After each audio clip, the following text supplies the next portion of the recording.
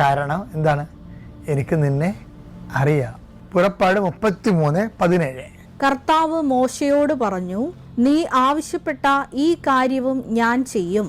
കർത്താവ് മോശയോട് പറഞ്ഞു, നീ ആവശ്യപ്പെട്ട ഈ കാര്യവും. പല പല കാര്യങ്ങൾ ആവശ്യപ്പെട്ടിട്ടുണ്ട്. ഇപ്പം എക്സസൈസ് കാര്യത്തിൻ്റെ അധിക കാര്യമായി ഇപ്പം.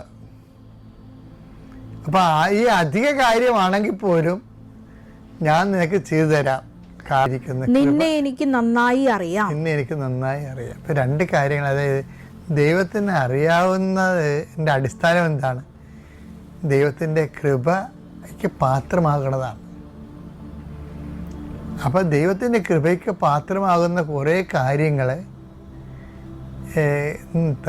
മോശത്തിൻ്റെ നിലപാടിലും നയത്തിലും സമീപനത്തിലുമൊക്കെ ഉണ്ട്. അതാണ് ഇങ്ങനെ ലീഡറാക്കണതിൻ്റെ കാരണം. അപ്പം അതിൻ്റെ അകത്ത് ഒരു കാരണത്തിനാൽ ഇപ്പോൾ അബിമലേക്കുമാരുടെ യുദ്ധമില്ലേ, പുറപ്പാട് 17 യുദ്ധം. അപ്പോൾ മോസസ് യുദ്ധം പ്രാർത്ഥനയെ യുദ്ധം പോലെ തന്നെയാണ് കാണുന്നത്.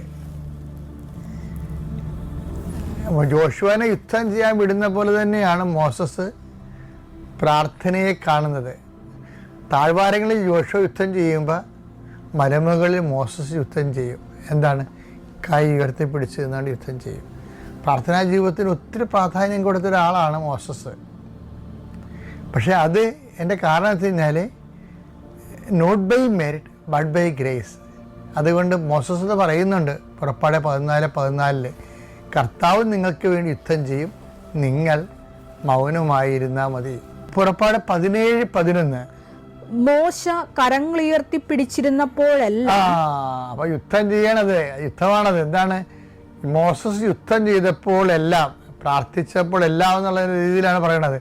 മോസസ് കരങ്ങൾ ഉയർത്തിപ്പിടിച്ചപ്പോഴെല്ലാം ഇസ്രായേൽ വിജയിച്ചുകൊണ്ടിരുന്നു. കരങ്ങൾ താഴ്ത്തിയപ്പോൾ അമലേക്യർക്കായിരുന്നു വിജയം. ഇത് ജോഷുവയും ഇത് അംഗീകരിക്കുന്നുണ്ട്. കാര്യം വാളുകൊണ്ടല്ല ഇസ്രായേൽ യുദ്ധം ചെയ്യണത്, ചെയ്യുന്ന ആളിനുമുണ്ട്. അതുകൊണ്ടാണ് അഹ്റോനും ഹൂറും മോസസിന് ഒരു കല്ല് നീക്കിയിട്ട് കൊടുത്ത്